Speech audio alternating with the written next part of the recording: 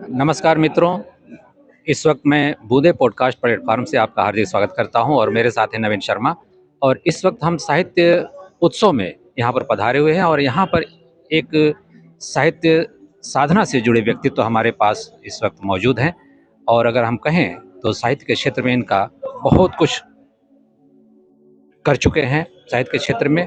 और एक नाम, जाना माना नाम है मदन कश्यप जी।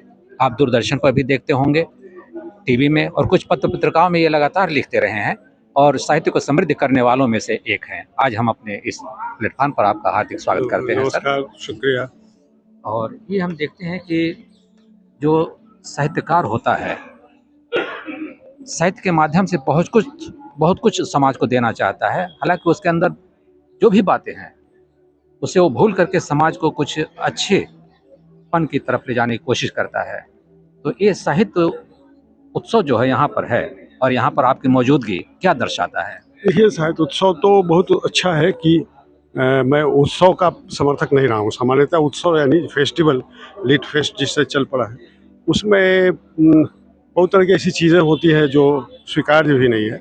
लेकिन साहित्य उत्सव ये पुराना है, परंपरा रही है कि हर साल में एक बार जब ये पुरस्कार देते हैं तो करते हैं। कि यहाँ अभी भी चुने हुए अध्यक्ष हैं, चुनाव होता है, वो चुने जाते हैं और वो सत्ता की इच्छा के विरुद्ध भी चुने, बल्कि ये अध्यक्ष तो हैं, उपाध्यक्ष जरूर सत्ता के पक्षधर हैं, चुनी गई हैं, लेकिन उपाध्यक्ष सत्ता की इच्छा के विरुद्ध हैं और ये सेकुलरिज्म के पक्ष में खुलकर बोलते हैं।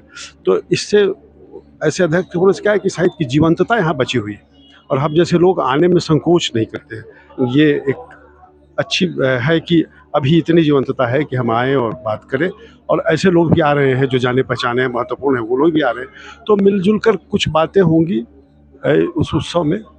चयन तो बहुत ज़्यादा प्रभावशाली नहीं था इस बार का, कभी पिछले वर्ष का बहुत ही प्रभावशाली था जब संजीव को मिला। तो है, तो ये चीज़ें होती रहती है साहित्य अकादमी में, ये चीज़ें होती रहती हैं। और अभी हम लोग साहित्य अकादमी के इन कार्यक्रमों से थोड़े निराश तो हैं, लेकिन नाउम्मीद नहीं है, मतलब नहीं है। दिल नाउम्मीद तो नहीं, नाकाम ही तो है, लंबी है गम की शाम मगर शाम ही तो है, सुबह होगी, सुबह आनी जानी है। तो ये फैज़ साहब की गज़ल का शेर, तो उसी तरह से है।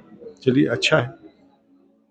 इन दिनों मोबाइल व्हाट्सएप तरीके से बहुत सारी संस्थाएं उभर कर आई हैं, छोटी मोटी, और वो विश्व स्तर के वो वेबिनार करती हैं, ऑनलाइन वेबिनार करती हैं, और बहुत सारे लोग जुड़ते हैं वहाँ के, अपने आप को साहित्यकार भी करते हैं। और हम भी मानते हैं कि हाँ, साहित्यकार हैं और शिक्षक हैं, अध्यापक हैं, वो कहीं कहीं लगे हुए हैं जो इस भाषा का अनुवाद करने में और इसे विकसित करने में विदेशों में वो लगे हुए हैं। तो इस परिप्रेक्ष्य में मेरा सवाल था कि इससे साहित्य, हमारा साहित्य कितना समृद्ध हो पा रहा है? देखिए, साहित्य बढ़ भी रहा है, लेकिन सच्चाई क्या है? एक बड़ी सच्चाई यह भी है कि हिंदी के जितने लेखक विदेश में रह रहे हैं और जो जुड़ते हैं बहुत सारे अपने साधन, पैसे, उसके बल पर, उसमें पुराने लोगों में उषा प्रेमदा जैसे एक आध को छोड़ दीजिए तो कोई भी नहीं है जिसकी एक राष्ट्रीय पहचान भी हो। कहने के लिए आप अंतर्राष्ट्रीय हैं और राष्ट्रीय पहचान भी नहीं।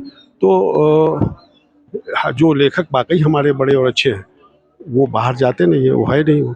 तो हिंदी की में अच्छे लोग बाहर तभी मिलेंगे जब भाषा की ताकत, देखिए कोई भाषा जो है दुनिया में बोलने वालों की ताकत से निर्धारित होती है। भाषा सब अच्छी है, सारी भाषाएं अच्छी है, बोलने वाला कैसा, अगर कमज़ोर समाज है तो उसको कोई इज्जत महत्व नहीं मिलेगा। देखिए, आज अंग्रेज़ी क्यों विश्व भाषा है? इंग्लैंड के कारण नहीं, अमेरिका के कारण।